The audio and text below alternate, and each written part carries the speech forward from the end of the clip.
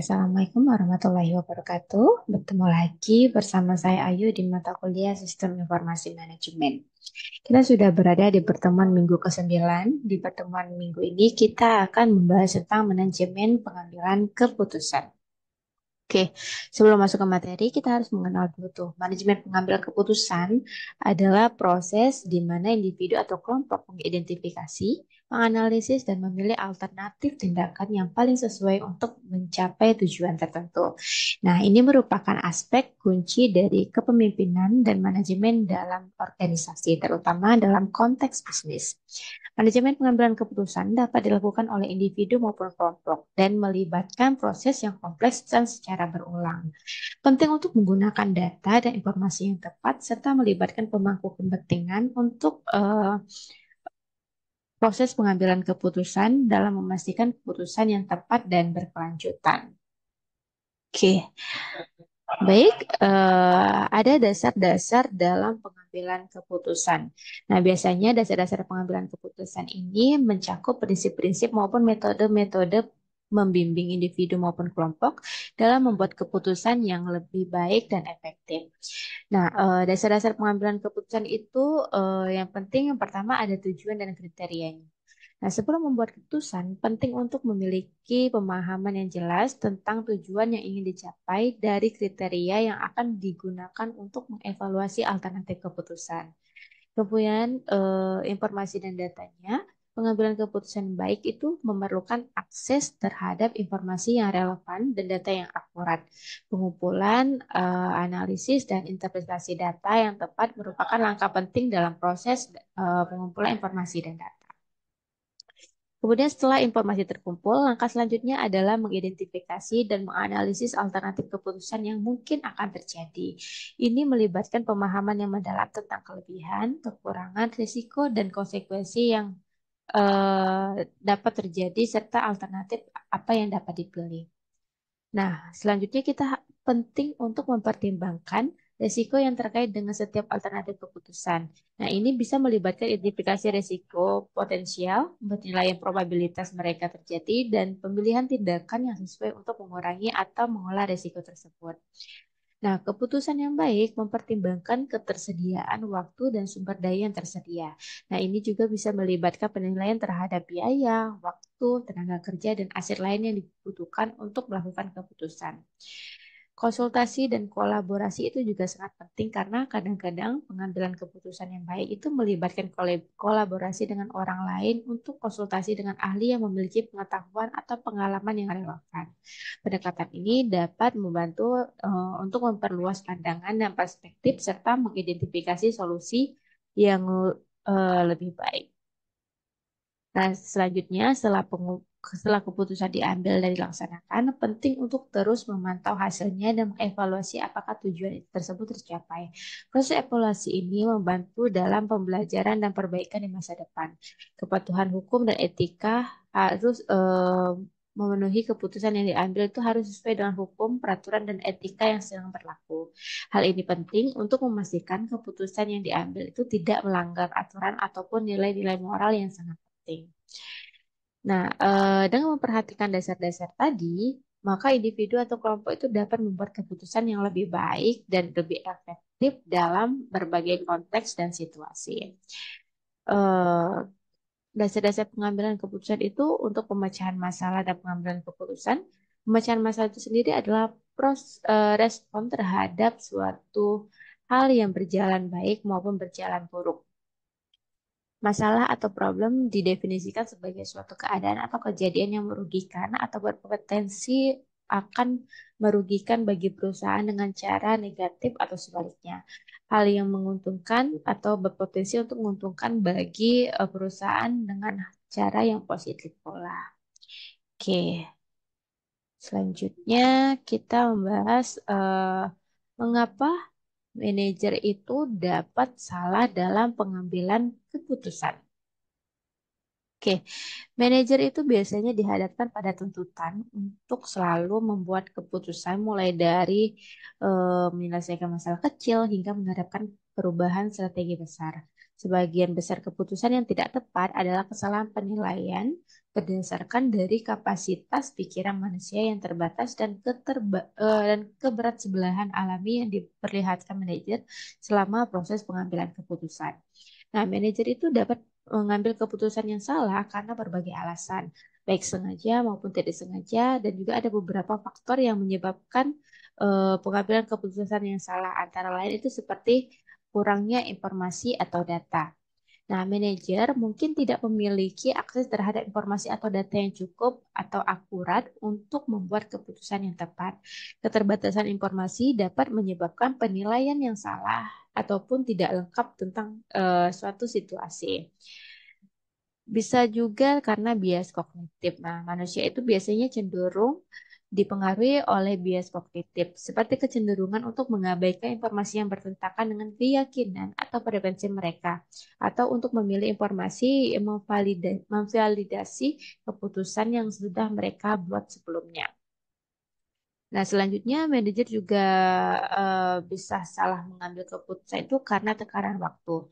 Manajer itu sering mengambil keputusan dalam waktu yang terbatas, terutama dalam situasi yang mendesak. Tekanan waktu dapat mengakibatkan pengambilan keputusan yang kurang dipikirkan dan kurang hati-hati. Kemudian, ketidakpastian dan risiko. Biasanya lingkungan bisnis itu seringkali penuh dengan ketidakpastian dan risiko yang dapat risiko yang dapat membuat sulit untuk membuat keputusan yang tepat. Ketidakpastian yang tinggi atau persepsi risiko yang salah dapat menyebabkan manajer mengambil keputusan yang kurang optimal. Kemudian adanya keterbatasan keterampilan atau pengetahuan. Nah, biasanya manajer itu mungkin kurang memiliki keterampilan atau pengetahuan yang diperlukan untuk menghadapi situasi yang kompleks atau tidak biasa. Kurangnya pemahaman tentang proses bisnis atau keahlian fungsional tertentu dapat mengarah pada pengambilan keputusan yang salah. Selanjutnya, karena kepentingan pribadi atau konflik kepentingan. Manajer itu dapat dipengaruhi oleh kepentingan pribadi atau konflik kepentingan yang dapat mempengaruhi integritas dan objektivitas mereka dalam mengambil keputusan. Nah, ketidakmampuan menerima umpan balik itu juga bisa mempengaruhi manajer itu salah mengambil keputusan karena beberapa manajer mungkin sulit untuk menerima kritik atau umpan balik yang konstruktif dari orang lain yang dapat menghambat kemampuan mereka untuk memperbaiki dan memperbaiki keputusan yang salah. Bisa juga karena kurangnya strategi pengambilan keputusan yang efektif. Nah, kurangnya pendekatan atau strategi efektif dalam pengambilan keputusan dapat menyebabkan manajer bergantung pada intuisi atau pendekatan ad hoc yang tidak selalu menghasilkan hasil yang optimal. Nah, ada juga faktor eksternal yang tidak terduga. Artinya itu faktor eksternal itu seperti perubahan pasar, persaingan yang meningkat, atau peristiwa yang tak terduga dapat menyebabkan gangguan dan perubahan dalam situasi yang dapat mengakibatkan keputusan yang salah pula. Biasanya juga manajer itu dapat salah mengambil keputusan karena kepatuhan terhadap kebiasaan atau kebiasaan lama. Nah, manajer mungkin cenderung mengandalkan kebiasaan atau keputusan lama tanpa mempertimbangkan perubahan dalam kondisi atau informasi baru yang mungkin memerlukan pendekatan yang berbeda. Oke, untuk menghindari kesalahan dalam pengambilan keputusan, maka memerlukan kesadaran dan faktor-faktor yang dijelaskan dan diadopsi strategi yang sesuai untuk memberikan keputusan yang lebih baik dan lebih efektif. Nah, ini biasanya termasuk dalam informasi yang komprehensif, kemudian penilaian objektif dan keterlibatan pemangku kepentingan yang relevan. Oke, nah dengan menyadari 6 keberatan di bawah ini, manajer terbantu dalam membuat pilihan yang lebih seksama. Mulai yang pertama itu terpengaruh oleh kesan pertama, kemudian bisa membenarkan keputusan yang lalu, ketiga untuk melihat apa yang ingin dilihat, dan keempat untuk mempertahankan status quo. Lalu yang kelima itu terpengaruh oleh kerangka masalah, yang terakhir itu karena manajer itu terlalu percaya diri. Oke. Tugas yang pertama, silakan kalian jelaskan apa yang menyebabkan manajer itu bisa salah dalam mengambil keputusan. Silakan waktunya seperti biasa, 2 menit dari sekarang.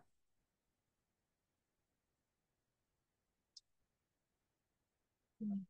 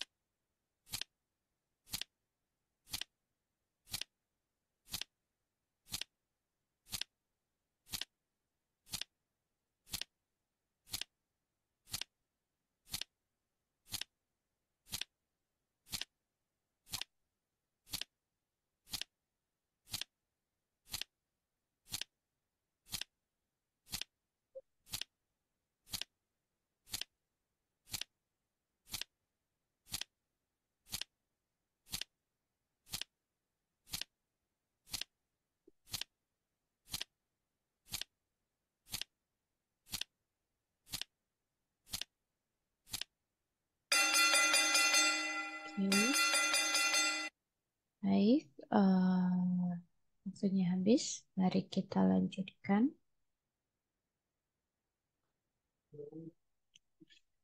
Selanjutnya kita ke fase-fase pemecahan masalah. Nah, fase pemecahan masalah itu merupakan serangkaian langkah yang akan diambil dalam upaya mengidentifikasi, menganalisis, dan menyelesaikan masalah yang sedang dihadapi. Nah, fase-fase umum dalam pemecahan masalah itu mulai dari pertama kita harus mengidentifikasi masalah. Nah, langkah pertama dalam pemecahan masalah ini adalah mengidentifikasi masalah yang dengan jelas dan ini bisa melibatkan pemahaman yang mendalam tentang apa yang menyebabkan masalah dan dampaknya terhadap tujuan ataupun kinerja yang diinginkan. Kemudian setelah diidentifikasi masalahnya, kita melakukan pengumpulan informasi. Setelah masalah diidentifikasi, langkah selanjutnya kita akan mengumpulkan informasi yang relevan dan berkualitas untuk membantu memahami akar penyebab masalah dan mencari solusi yang tepat. Nah, yang ini dapat melibatkan wawancara, seperti observasi dan analisis data. Kemudian kita berikutnya setelah informasi terkumpul, langkah selanjutnya adalah menganalisis masalah secara mendalam untuk memahami faktor-faktor yang mempengaruhi dan implikasi dari masalah tersebut. Nah, ini biasanya melibatkan mengidentifikasi penyebab mendasar masalah dan memahami hubungan antar variabel yang terlibat. Oke, selanjutnya, berdasarkan analisis masalah, langkah berikutnya adalah mengembangkan alternatif solusi yang mungkin terjadi untuk mengatasi masalah yang sedang terjadi. Biasanya ini melibatkan ini menghasilkan ide-ide kreatif dan mempertimbangkan berbagai pendekatan yang mungkin untuk menyelesaikan suatu masalah. Nah, setelah alternatif, solusi itu dikembangkan dan langkah berikutnya adalah mengevaluasi setiap alternatif dengan mempertimbangkan kelebihan, kekurangan, risiko, dan konsekuensi dari masing-masing evaluasi. Oke. Eh, Evaluasi ini biasanya dapat membantu dalam pemilihan solusi yang paling efektif dan layak. Nah, dari berdasarkan evaluasi alternatif solusi, langkah selanjutnya adalah memilih solusi yang dianggap paling sesuai dengan dan efektif untuk menyelesaikan suatu masalah. Keputusan ini harus didasarkan pada informasi yang terkumpul dan analisis yang rasional. Oke, langkah berikutnya adalah menerapkan solusi tersebut dalam praktek. Artinya, ini dapat melibatkan suatu perencanaan, koordinasi, dan pelaksanaan tindakan yang diperlukan untuk diimplementasikan solusi dengan efektif. Oke, setelah solusi diimplementasi, langkah terakhir adalah membantu hasilnya dan mengevaluasi apakah solusi tersebut telah berhasil menyelesaikan masalahnya dengan efektif. Jika perlu, tindakan korektif dalam pengambilan keputusan dapat diperbaiki dan memperbaiki solusinya. Nah, fase-fase ini membentuk kerangka kerja yang sistematis untuk memecahkan masalah dengan efektif dan efisien dan memungkinkan individu atau kelompok untuk mengatasi tantangan yang dihadapi dengan cara yang terstruktur dan lebih terarah.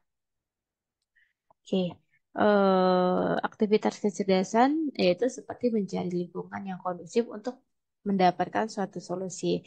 Kemudian untuk aktivitas desain itu dapat menciptakan eh, dan mengembangkan serta menganalisis tindakan-tindakan yang mungkin dilakukan. Lanjut yang ketiga, ada aktivitas pemilihan, artinya memilih tindakan tertentu dari berbagai kemungkinan yang terjadi, dan aktivitas meninjau ulang, artinya menilai kembali pilihan atau keputusan yang telah diambil. Oke, kita lanjut ke pendekatan sistem. Nah, proses pemecahan masalah yang lebih lengkap dan terarah telah kita pelajari sebelumnya, yaitu dengan menggunakan pendekatan sistem berupa serangkaian langkah-langkah yang dapat dikelompokkan dalam 3 fase, mulai dari upaya persiapan, upaya definisi atau penentuan, dan upaya solusi. Oke, berikut merupakan bagaimana cara membangun berdasarkan konsep. Berikut merupakan elemen-elemen dalam pemecahan masalah. Nah, proses dalam pemecahan masalah itu biasanya melibatkan sejumlah elemen yang saling terkait dan dapat membantu individu atau kelompok dalam menyelesaikan masalah dengan cara efektif. Nah, berikut ini merupakan elemen-elemen yang umumnya ditemukan dalam proses pemecahan masalah. Mulai dari yang pertama ada identifikasi masalah. Nah, langkah pertama dalam pemecahan masalah adalah mengidentifikasi masalah dengan jelas. Dan biasanya ini akan melibatkan pemahaman yang mendalam tentang apa yang menyebabkan masalah itu terjadi, serta dampaknya dan tujuan atau kinerja yang diinginkan. Oke, selanjutnya eh,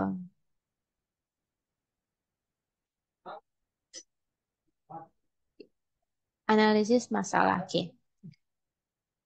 Setelah melakukan identifikasi, langkah selanjutnya adalah menganalisis masalah secara mendalam untuk memahami faktor-faktor yang mempengaruhi dan implikasi dari masalah tersebut. Nah, ini melibatkan mengidentifikasi penyebab berdasarkan masalah dan memahami hubungan antar variabel yang mungkin terlibat. Nah, untuk menganalisis masalah yang baik, informasi yang relevan dalam berkualitas harus dikumpulkan.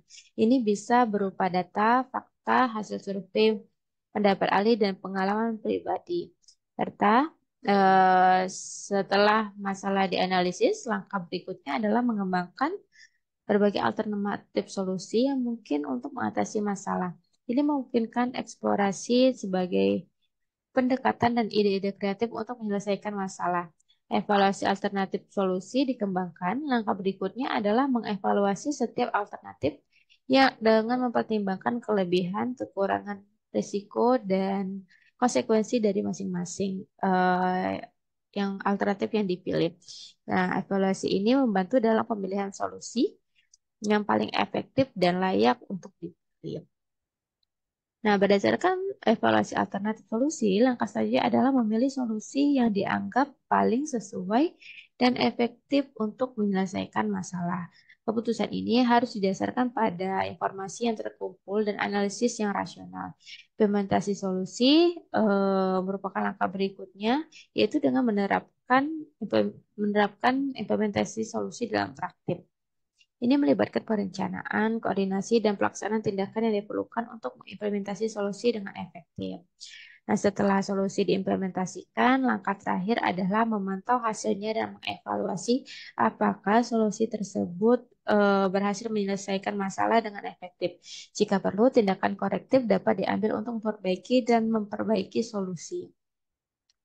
Dan bagian penting dari proses penyelesaian masalah adalah refleksi dan pelajaran yang melibatkan proses mengevaluasi pemecahan masalah secara keseluruhan, kemudian mengidentifikasi pelajaran yang dipetik dan membuat perubahan ataupun penyesuaian untuk memperbaiki proses di masa depan. Nah, elemen-elemen ini membentuk kerangka kerja yang sistematis untuk memecahkan masalah dengan efektif dan efisien. Dengan mengikuti langkah-langkah ini, individu dan kelompok akan mengatasi tantangan yang dihadapi dengan cara yang terstruktur dan terarah. Oke, silakan tugas yang kedua, kalian jelaskan tentang elemen-elemen proses pemecahan masalah ini. Seperti biasa, waktunya 2 menit dari sekarang.